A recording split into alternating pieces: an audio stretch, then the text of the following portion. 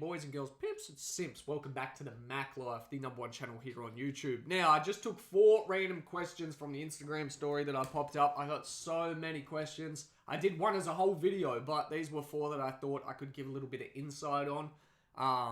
So, yeah, I thought the first one would be a little bit funny. A dude hit me with, have I fucked any of my OnlyFans girls, so the models that I work with? Now, obviously, what I would recommend is that you keep business and personal life separate because, you know, a lot of people recommend, like, they've watched Andrew Tate or whatever, and they're like, I'm going to keep these girls on a leash. I'm going to keep them under control. I'm going to keep them. Trust me, that's just the root cause for drama. And simply, if you put it like that, it inhibits your ability to scale, okay? You're not He-Man. You're not going to go out and sleep with 72 different women, have them all working for you at the same time, monopolize them, make money. It just doesn't work. If your goal is a monopoly strategy where you have a large amount of people constantly working for you, constant new acquisitions, you need to do it smarter. Why is this chair so low? It makes me look like a fucking midget at the moment.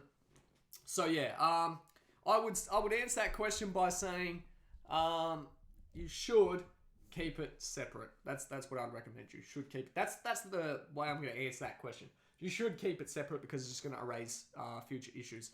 Unless, of course, the girl was like your girlfriend. If you had a girlfriend, you know, I probably wouldn't do OnlyFans with a girlfriend. But if you had a girlfriend, you're doing OnlyFans together, then that's probably the only time. Now, top 3 books. These change year by year, and I've actually focused on information minimization this year, so reducing the amount of information that I get in. I spent my first few years in business. I read over 750 different books on psychology, marketing, and business, strictly those topics, and self-development, all mixed into one. And so I acquired a lot of information, but what I've really been focused on in the last year is information minimization. So reducing the amount of streams and trying to make each stream of information more credible and more targeted towards what I'm trying to achieve. So for me, my top 3 books of the year would be Still Living the Law of Attraction by Jack Canfield. Still #1 for mindset. You know, a sailor without a destination in mind has no favorable wind. I love that quote. I'm pretty sure that quote's actually in that book as well. So yeah, that's #1 for mindset. It keeps your mind straight. It keeps you focused where you're going. And it gives you inspiration to constantly be like, this can work out and this will work out. And that's needed. You know, without that, nothing else matters. So, plus it makes you a more positive person. They're the sort of people you want to be around. Who wants to be around like realists that are like, something goes wrong and they're like, oh, it's gone wrong. Da, da, da, da, da. It's like a realist or a pessimist. You know, I want to be with the optimist that's like, okay, shit went wrong. How can we use this as an opportunity? They're the sort of people I want to be around because you can compound results when you're around those sort of people. Now, the next book is credit to Alex Hormozi. I've read this about 10 times this year. $100 million offers.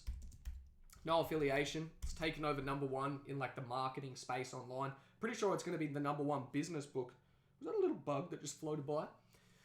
Yeah, so $100 million offers is definitely the book that's guided me a lot this year. It has a lot to do with implied scarcity and pricing. So that was a fantastic book. And then #3, you know, it's a hard toss-up, but I think it would have to be The Science of Getting Rich audiobook. If you haven't been through these 3 books yet, I would recommend all 3 of these books regardless of whatever business you're in. And again, The Science of Getting Rich is more mindset, but it's more methodical and pragmatic in its approach. So they're the 3 top books that I would recommend. Another question I got, YouTube automation thoughts. You know, it is definitely a powerhouse. Same as anything, right? Same as anything online. You can make a shit ton of money. You just have to be willing to put in the time and put in the volume. A YouTube automation. I talk about YouTube pretty much in every single YouTube video because I realize the power of the money that's inside of YouTube. And I highly recommend everyone has a channel. Now, automation, if you have, you know, if you have a good niche, you can definitely mop up a lot of money with YouTube automation, but it takes quite a while to gain that traction. I'm talking about a year's worth of time. What I would highly recommend is that you focus on YouTube automation, but by building, and I show this inside the Hive class, a podcast. Just like the podcast that I put out each day. Build a community within that podcast. You don't realize how quickly it's building and how quickly it's compounding.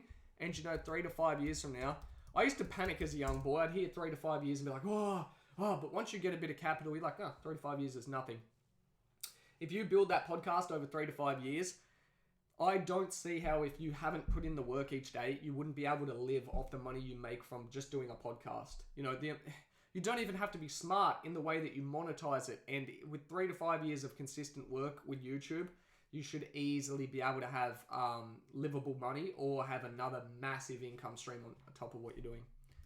And the last one, how to message models. I put this in there because I want to highlight the point of frameworks. I think this is the most retarded message that I get time and time again. You know how to message models. You wrote that question knowing what you need to do.